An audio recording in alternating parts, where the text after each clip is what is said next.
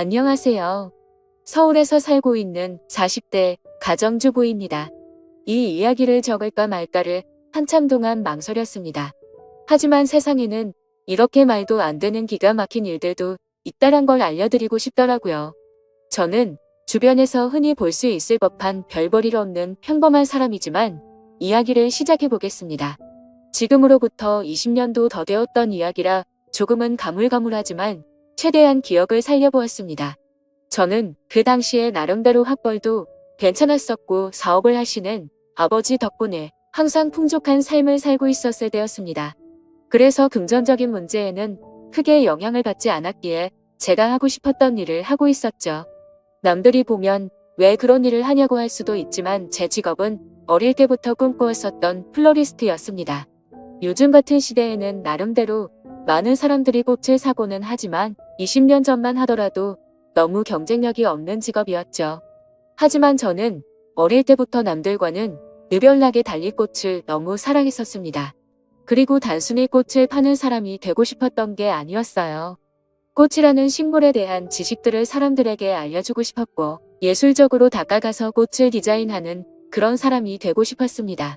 아무튼 그렇게 철없이 시작했던 꽃가게는 부모님의 지원 아래에서 시작되었죠. 하지만 어느 정도 잘 되기는 어렵단 걸 알았지만 생각보다 더 처참했었네요. 장사도 잘 되지 않자 자꾸만 부모님께 손을 벌리게 되자 마음이 많이 지쳐갔습니다. 그러던 어느 날이었습니다. 왠지 꽃집에는 어울리지 않을 법한 건장한 남자분께서 들어오셨죠. 저는 반가운 마음에 환하게 웃으면서 어떤 꽃을 찾으세요? 라고 물어봤습니다. 그러자 그 남자분은 쭈뼛대시더니 손가락으로 빨강색 튤립을 가리키더라고요.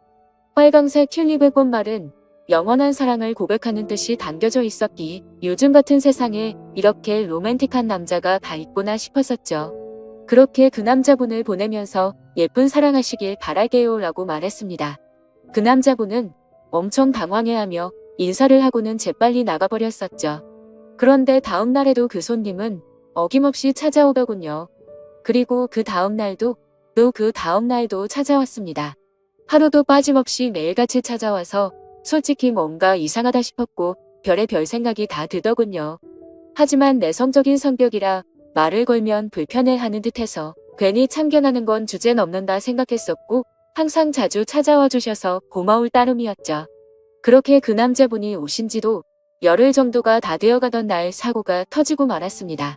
여자 혼자서 영업하던 가게라서 항상 위험에 노출되어 있었지만 그때는 철이 없어서인지 겁도 없이 그런 걱정은 딱히 하지 않았죠. 처음 보는 남자가 들어오더니 갑자기 돌변하더니 당장 돈을 다 꺼내라고 협박을 한 거였죠. 살면서 처음 마주하는 강도였습니다. 저는 순간적으로 너무 무서워서 펑펑 울어버리면서 강도가 시키는 대로 돈을 다 꺼내서 전해줬습니다. 그렇게 뒤돌아서서 나가는가 싶었는데 갑자기 문 쪽으로 다가가더니 문을 잠궈버리더군요. 순간적으로 나 정말 큰일 났다 싶었고 제발 살려주세요 라고 소리를 질러댔습니다. 하지만 강도놈은 비열하게 웃으면서 제게 다가오고 있었고 저는 벌벌 떨고 있었습니다. 그런데 그때 때마침 유리창이 와장창 깨지는 소리가 들렸습니다. 저는 무슨 일인가 궁금했지만 무서운 나머지 차마 고개를 들 수가 없었습니다. 소리를 들어보면 누군가가 유리창을 깨고 들어와서 강도와 몸싸움을 벌여가면서 욕을 해대더라고요. 그렇게 몇 분이 흘렀던 것 같습니다. 펑펑 울고 있는데 주변의 소리가 조용해지더니 저에게 놀라서 덜덜 떨리는 목소리로 물었습니다. 괜찮아요? 어디 다친 곳 없어요? 저는 익숙한 그 목소리에 천천히 고개를 들었습니다. 얼굴을 보는데 저희 가게에 자주 오던 바로 그 남자분이었죠.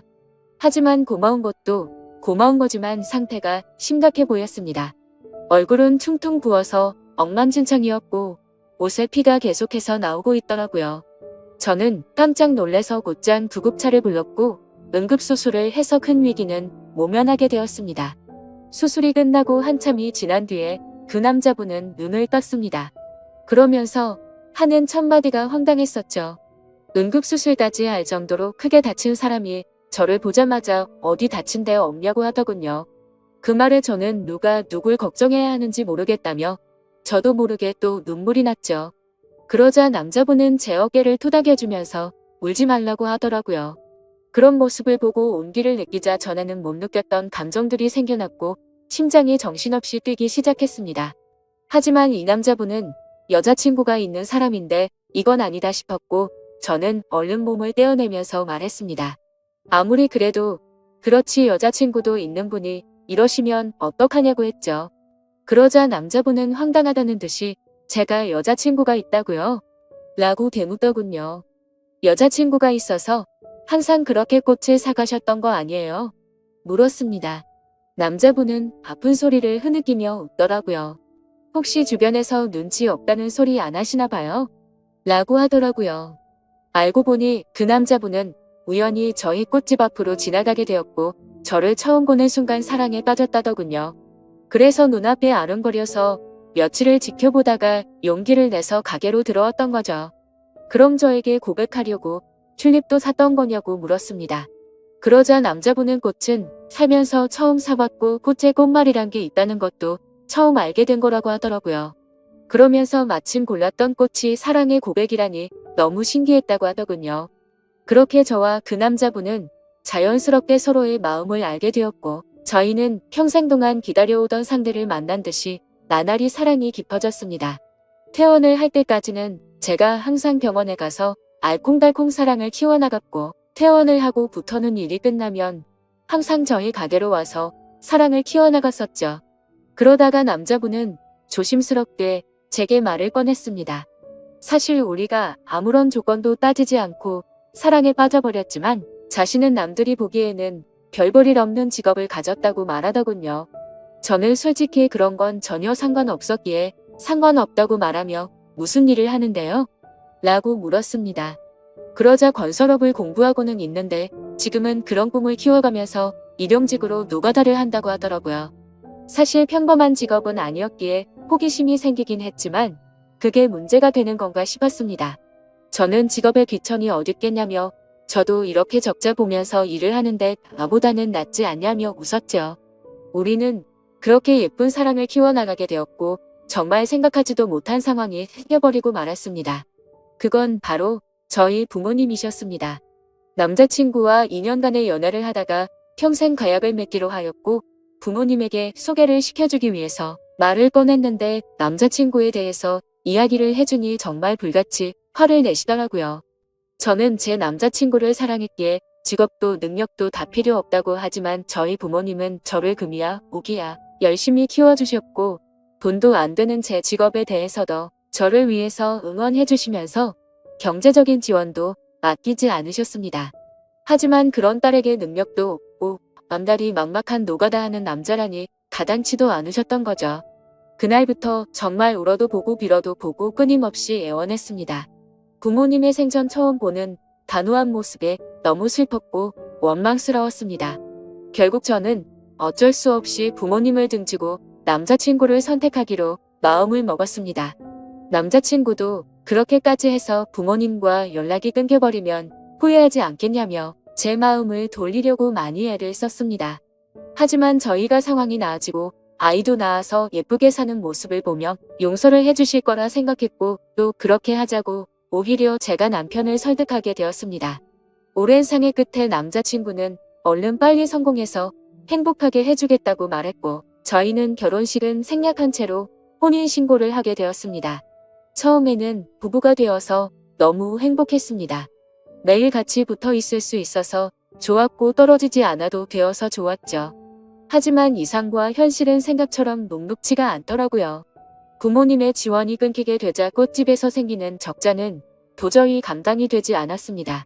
남편이 열심히 일해서 번 돈을 밑빠진 독에 물붓는 짓을 할 수는 없었기에 저는 제 직업을 포기하려고 마음을 먹었습니다. 하지만 부동산 계약은 아직 1년이 넘게 남아 있었고 가게를 열면 오히려 적자가 심해지는 상황이었죠. 결국에는 계약 기간이 만료될 때까지 가게는 빠지지 않았습니다. 그로 인해 보증금은 전부 다 사라진 지는 오래였고 권리금도 한 푼도 받지 못해서 오히려 빚만 몇천만 원이 생겨버렸습니다. 도움은 주지 못할 망정 빚까지 생기게 만드는 바람에 남편에게는 너무 미안했습니다. 그래서 결국 저도 빚이라도 갚는 게 최우선이다 싶어서 무작정 아르바이트 자리를 구하고 다녔고 결국에는 오전에는 홀서빙을 했고 저녁에는 주방 보조로 일을 하게 되었죠. 돈이라는 게 이렇게 벌기 어렵구나라는 걸 너무 절실하게 깨닫게 되었습니다. 그리고 빚이 생기고부터 이자가 어마어마하더군요. 남편과 함께 아무리 열심히 빚을 갚아도 빚은 너무 더디게 줄어들었고 삶에 힘들어질수록 서로에게 점점 지쳐가는 것 같았습니다. 연애 시절에는 한 번도 다툼이 없었는데 날이 갈수록 서로에게 짜증이 늘어가더군요. 아무튼 그렇게 악순환이 반복되던 어느 날 저희 부부에게는 더 큰 문제가 생기고 말았습니다. 자꾸만 소화가 안 되고 배가 더부룩했는데 저는 결국 쓰러지고 응급차에 실려 가버리게 됐던 거죠. 참 많이 암담했습니다. 사람이 많이 힘들다 보니 아픈 걱정보다도 돈 걱정이 앞서더군요. 경제적으로 어렵다 보니 보험은 이미 해지가 됐던 상황이었고 혹시나 큰 병이 아닐까 걱정이 임한 저만이 아니었습니다. 하지만 슬픈 예감은 왜 들리지 않는 걸까요? 의사 선생님은 검사 결과를 보더니 당장 입원해서 수술부터 하셔야겠다고 말하더군요.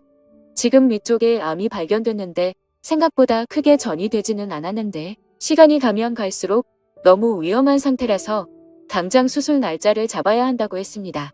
왜 한순간에 모든 게 엉망진창이 된 건지 너무 서러워서 펑펑 울었습니다. 남편도 아무 말 없이 고개를 숙이고 있었고 그런 모습을 보는데 남편이 원망스러웠죠. 제가 선택하고 설득해놓고는 결국에 저는 남편 탓을 하고 있었던 거죠. 남편은 구겨진 인상으로 조용히 밖으로 나갔습니다. 그리고는 며칠 동안 전화도 받지 않고 제 앞에 나타나지를 않았죠. 그러다가 양복을 멀끔히 차려입고 나타나서 이혼 서류를 내밀더니 정신 나간 소리를 짓거리더군요. 며칠 동안 고민을 해봤는데 당신과 살면서 당신 빚 때문에 내 인생도 망가진 것 같다고 말이죠. 그런데 그것도 모자라서 이렇게 큰 병을 치료해줄 돈도 없고 감당해낼 자신이 없다고 했습니다. 이제는 내가 뒷바라지 더 이상은 못하겠으니까 이혼을 해달라고 요구하더군요. 나를 위해서 온몸이 피투성이가 되어가면서 지켜주던 그 남자가 맞는 건가 싶었습니다. 몸도 온전치 못한 저를 버리고 이기적으로 저를 버린다는 모습에 너무 상처를 받았고 병실 내에 다른 사람들이 있는데도 불구하고 소리를 지르면서 욕을 해댔고 너 없으면 못 살 것 같냐고 말하면서 이혼 서류에 도장을 찍어줬습니다. 그러자 남편은 잘 지내라는 말 한마디만을 남겨둔 채 문 밖으로 나가버렸습니다. 저는 그동안 묵혀왔던 감정을 내뱉듯이 창피한 것도 모르고 소리내서 펑펑 울었죠. 옆에 있던 사람들은 저렇게 못된 남자랑은 이혼하는 게 100번 1000번 맞다며 저를 위로해주더군요. 제 곁에 아무도 없자 부모님 생각이 나서 부모님에게 연락을 드리게 되었습니다. 어머니가 뛰어오시더니 그러게 왜 그런 남자랑 결혼했냐며 저를 끌어안고 오셔서 저도 같이 펑펑 울었습니다. 그렇게 30분 정도 뒤에 아버지가 들어오셨고 일단 병실부터 옮기자며 1인실로 옮겨갔습니다. 다행히도 경제적으로 부유하신 부모님의 지원을 받고서 저는 수술을 치르게 되었고 초기에 치료를 한 덕분에 아주 건강하게 회복을 하고 퇴원을 하게 되었습니다. 건강을 회복한 이후로는 전 남편에게 뒤통수를 제대로 얻어맞은 덕분에 완전 다른 삶을 살게 되었죠. 예전처럼 순둥순둥한 성격의 여자가 아니라 그 어떤 사람보다도 독할 정도로 정말 열심히 살게 되었습니다. 순진하게 꿈꾸던 꽃집에 대한 미련은 버린 채로 아버지와 상의 끝에 사업을 이어받기 위해서 회사로 출근을 하기 시작했죠. 아버지는 그 당시에 누구나 이름만 들으면 알 수 있을 만큼의 사업을 운영하고 계셨고 몇 년 동안은 순탄하게 회사가 고속 성장을 이뤄나가고 있었습니다. 하지만 그런 행복한 일들도 오래가지는 못하였죠. 매번 사업이 성공하다 보니 겁이 너무 없어졌고 무리하게 사업을 키우다 보니 회사는 걷잡을 수 없이 무너지기 시작했습니다. 그때 절실하게 느껴졌습니다. 아무리 노력하더라도 인생은 한순간에 파탄날 수 있다는 걸 말이죠. 결국 투자자들의 빚독촉에 시달려서 저희 가정은 풍비박산이 났습니다. 아버지는 너무 큰 좌절감으로 인해서 모든 연락을 끊은 채 사라지셨고 어머니와 저는 조그마한 여관방에서 세상에 둘만 남겨진 기분으로 서로를 끌어안고 울었습니다. 인생에 대한 허무함에 모든 걸 다 포기하고 싶었지만 도저히 그럴 수는 없었습니다. 어머니와 저는 서로의 버팀목이 되어주면서 이대로 굶어 죽을 수는 없었기에 알바를 시작했습니다. 정말 최선을 다해서 열심히 살았던 것 같아요. 몇 년 동안을 단 하루도 쉬지 않고 일을 하게 됐고 모든 빚들을 다 청산하게 되었죠. 하지만 정말 너무 허무하게도 빚을 다 갚고 나서 몇 달이 지난 뒤 몇 년간 너무 무리를 하셨는지 제 어머니는 갑자기 일을 하던 중에 쓰러지게 되셨고 최선을 다해서 소생시켜보려고 했지만 결국에는 저를 혼자 두고서 세상을 떠나게 되셨습니다. 제 인생은 왜 이렇게 악몽 같은지 정말 너무 슬펐고 화가 났습니다. 결국 혼자서 어머니의 곁을 지키면서 장례식을 치르게 되었고 무책임하고 이기적인 아버지는 그 소식도 알 수 없었기에 끝내 나타나지를 않으셨죠. 앞으로 세상을 어떻게 살아야 하는 건지 막막했습니다. 너무 좌절스럽고 힘들었지만 통장에는 1억이라는 돈이 있었습니다. 제 어머니의 생명 보험금이 나왔던 거였죠. 정말 삶이 힘들었지만 예전에 제 암 수술을 할 때 보험이 없으면 너무 힘든 걸 잘 알았기에 어떻게든 보험은 잘 넣어두었기에 보험금을 받을 수 있었습니다. 이 돈으로 앞으로 어떻게 살아가야 할지 고민을 했습니다. 그래도 몇 년간 배워왔던 아버지의 사업을 다시 시작해보는 게 좋겠다 싶었습니다. 왜냐하면 그것 말고는 제가 할 수 있는 일이 전혀 없었기 때문이었죠. 그렇게 저는 다시 제 사업을 시작하게 되었고 1억이라는 자본금으로 시작해서 1년도 채 지나지 않아서 2억으로 늘어날 만큼 승승장구했습니다. 하지만 사업이라는 게 정말 녹록지가 않다라는 걸 뼈저리게 또 다시 느꼈습니다. 사업은 승승장구하고 있었지만 거래하던 업체에서 물건값을 지급받고는 잠적을 했던 거였죠. 내 인생은 어쩜 이렇게도 구질구질한 걸까 싶었습니다. 경찰에 신고를 하고 몇 달이 지나도록 사건에는 진전이 없었죠. 이미 저희 회사 말고도 여러 군데의 회사에 같은 수법으로 사기를 쳤고 작정을 하고 해외로 도망친 상황이라 쉽게 해결되긴 어려울 것 같다더군요. 정말 매일같이 울면서 겨우 잠이 들 정도로 마음고생이 심했습니다. 하지만 그런 마음고생이 중요한 게 아니었죠. 시간이 가면 갈수록 당장 직원들의 급여부터 시작해서 은행의 이자빚까지 모든 게 또 밀려가고 있었고 금세 신용불량이 되어버리더군요. 아무리 사정을 말해봤자 그런 건 전혀 소용이 없었습니다. 돌아오는 냉혹한 대답이 제 가슴을 미어터지게 만들 뿐이더라고요. 또 다시 이렇게 인생이 바닥으로 내려앉는 건가 싶었고 어머니의 목숨값으로 시작한 제 모든 걸 걸었던 사업이었는데 너무나도 절망적이었습니다. 그런데 사람이 죽으라는 법은 없다는 듯 희소식이 왔습니다. 저희 회사에 투자를 자처하는 사람이 있다며 거래처 사장님이 연락이 온 거였죠. 사실 처음에는 갑자기 투자를 한다기에 반신반의했습니다. 그때 당시에는 제대로 사기를 당했던지라 그 누구도 믿을 수가 없었던 상황이었기 때문이죠. 하지만 당장 직원들의 급여도 밀린 상황에 찬밥 더운 밥벌이 노릇이 아니더라고요. 저는 전화기에 대고서 감사하다는 인사를 몇 번을 외치고서 사업 설명을 위해서 날짜를 잡게 되었습니다. 무조건 투자를 받아야 했기에 한치의 지적도 나오지 않게끔 최선을 다해서 자료를 준비하였고 일주일이 지난 뒤 약속 시간보다 조금 일찍 투자자의 회사로 찾아갔습니다. 회사 직원의 안내에 따라 혼자서 회의실에 들어가게 됐고 물이 놓인 자리들에 준비해둔 자료들을 놓아두고서 떨리는 가슴으로 기다리고 있었습니다. 그렇게 몇 분이 지나자 여러 사람이 들어올 줄 알았는데 익숙한 얼굴의 한 남자가 들어오더군요. 그건 바로 11년 전 제게 씻을 수 없는 상처를 주고 이혼을 했었던 바로 그 남자. 전 남편이었습니다. 저는 너무 당황해서 당신이 뭔데 여길 나타나냐고 말을 했죠. 그러자 전 남편은 내가 당신 회사에 투자하기로 한 사람이야 라고 말하더군요. 이게 무슨 헛소리인지 어안이 벙벙했습니다. 알고 보니 전 남편은 몇 년 전부터 이 회사를 시작하게 됐고 돈을 엄청나게 많이 벌고 있는 건설 업계의 대표가 되어 있었습니다. 마음 같아서는 그냥 욕을 해버리고 뛰쳐나가고 싶었어요. 하지만 저로 인해 생활이 제대로 돌아가지 않는 직원들의 월급도 지급해야 했고 제 모든 걸 쏟아부은 회사를 포기할 수는 없었기에 눈물을 머금고 참았습니다. 저는 결국 어쩔 수 없이 다시 인사를 드리면서 그럼 저희 회사에 대해서 설명할게요 라고 말했더니 전 남편은 설명은 필요 없다고 말하더군요. 그저 단순히 자신과 하룻밤만 같이 있어주면 곧바로 투자는 진행될 거라고 말하더군요. 그 말을 듣는데 기분이 너무 불쾌했고 자존심이 상했습니다. 하지만 최대한 내색하지 않고 말을 이어갔습니다. 당신 인간 같지 않은 건 잘 알았지만 몇 년 사이에 돈 좀 벌었다고 진짜 인간이길 포기한 거냐고 말했습니다. 전 남편은 관심 없으면 투자는 없던 걸로 하겠다면서 자리에서 일어나더니 생각할 시간이 필요한 거면 그렇게 하라며 명함을 주고는 나가버렸죠. 그날 집에 돌아가서 못된 전 남편의 행동에 너무 분했고 예전에 저를 버리고 갔을 때가 생각나서 분노를 못 참고 눈물이 터져버렸습니다. 그렇게 며칠 동안 고민을 해봤지만 답은 이미 정해져 있었습니다. 이미 급한 불을 끄느라 대출을 최대한 받은 상황이라 추가 대출도 불가능했고 신용불량이 되어서 아무 곳에서도 돈을 빌릴 수가 없었으니까요.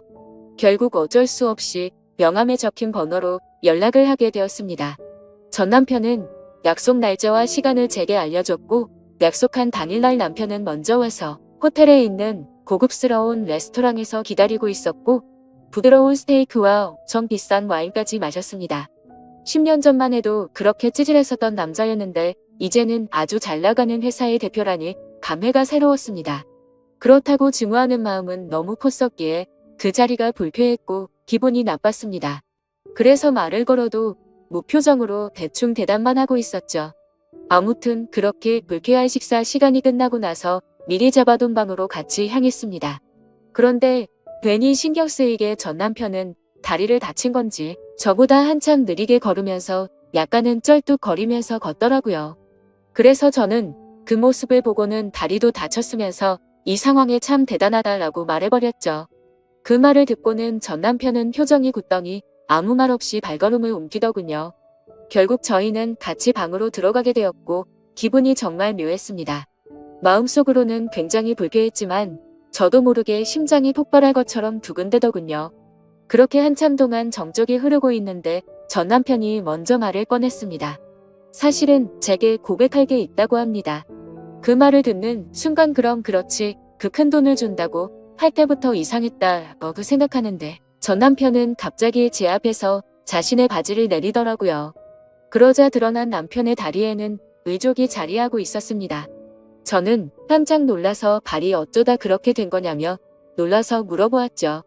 전 남편은 저와 헤어지고 나서 몇 달 뒤에 노가다를 하다가 사고가 났었답니다. 지금에서야 이렇게 용기를 내서 미안하다면서 눈물을 흘리더군요. 그러고서는 그때 왜 내가 그런 선택을 하게 된 건지 말을 이어갔습니다. 사실 남편은 저와 이혼을 하게 된 이유가 저의 수술을 위해서였답니다. 남편은 병원에 없던 그 며칠 동안 어떻게든 돈을 마련해 보려고 온갖 방법을 썼었다네요. 그러다 결국 걷잡을 수 없는 실수를 저지르고 말았죠. 대출은 당연히 불가능했고 단기간에 돈을 벌 수 있는 건 도박에 모든 걸 걸었답니다. 이틀 동안 잠도 안 자고 했지만 결국에는 집의 보증금은 물론이고 모든 전 재산을 잃어버리게 되었답니다. 너무 절망스러워서 살고 싶은 생각이 없었지만 아픈 저를 두고서 무책임하게 그렇게 할 수는 없었기에 모든 자존심을 버려두고 저희 아버지 회사로 찾아가서 무릎을 꿇고 빌었답니다. 하지만 아버지의 반응은 너무 단호했고 그 모습을 보고는 자신이 제 곁을 떠날 테니 제발 살려달라고 했었던 거죠. 그렇게 남편은 제 정을 떼어내고 떠나려고 무심한 척 이혼을 요구했었고 그날부터 단 하루도 제 생각을 하지 않은 날이 없었다고 말했습니다. 그저 자신의 머릿속에는 얼른 빨리 건설업으로 성공을 해서 저희 부모님께 당당한 남자가 되어서 돌아오려는 생각만 하면서 살았다네요. 그런 나머지 너무 무리하게 일을 하게 되었고 피곤한 나머지 잠깐 졸았는데 그 찰나의 실수로 인해 공사 중이던 아파트에서 추락을 하면서 한쪽 다리는 돌이킬 수 없는 부상을 입고서 결국 절단을 하게 된 거였습니다. 그래서 그런 꼴로는 도저히 제 곁으로 다가올 용기가 나지 않았고 오히려 제 소식을 멀리하고 정신 나간 사람처럼 오로지 일에만 전념했었다고 합니다.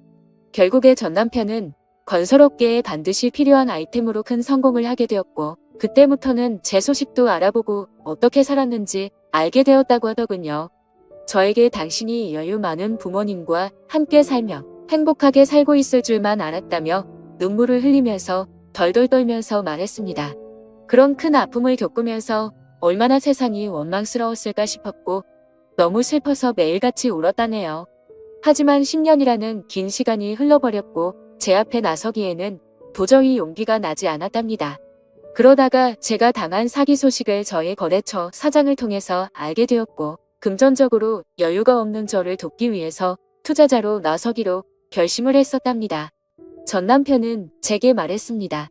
당신을 떠나 보내고 자신을 너무 원망했고 10년 동안 단 하루도 빠짐없이 후회하고 그리워했다고요. 내게는 지금도 앞으로도 당신 한 명만이 영원한 사랑이라며 저를 안아줬습니다. 저도 그런 모든 얘기들을 다 듣고 나서 눈물이 터져버렸고 아무 말도 하지를 못한 채 남편을 끌어안고서 울기만 했죠. 지금은 그날 이후로 저희는 끊어졌었던 사랑을 다시 이어붙였고 제 사업도 남편 사업도 다 승승장구해서 경제적으로는 많이 여유로워졌습니다. 한때는 세상이 무너질 만큼 힘들었었지만 저를 위해서 자신을 희생했던 남편과 지금은 어느 누구도 부럽지 않게 행복한 생활을 하고 있네요. 누구에게나 저처럼 큰 시련이 생길 수도 있겠지만 항상 좋은 미래를 생각하면서 힘내셨으면 좋겠습니다. 저의 기구한 사연을 읽어주셔서 감사합니다.